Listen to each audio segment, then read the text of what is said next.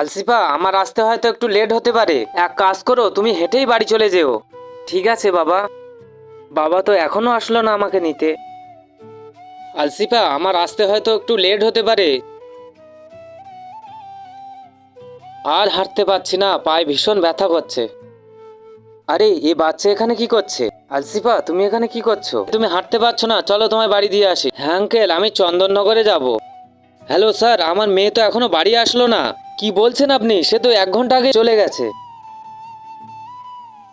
আলসিফা, এইভাবে যদি কেউ তোমাকে ডাকে, তুমি কিন্তু মোটরসাইকেলে কোনোদিনও উঠবে না, কিডন্যাপ করে নিতে পারে। আমাকে কে কিডন্যাপ করবে? তোমায় কিডন্যাপাররাই কিডন্যাপ করবে। আর গ্রামে বহুত বাচ্চা চুরি হয়ে গেছে, ওরা বাচ্চাদেরকে নিয়ে বিক্রি করে দিচ্ছে। আমি পুলিশ অফিসার, তাই তোমার বাড়ি অবধি পৌঁছে দিয়ে গেলাম। তুমি যদি কিডন্যাপারদের হাতে পড়ে যেতে, তাহলে কি হতো? কি এরকম হয় নাকি?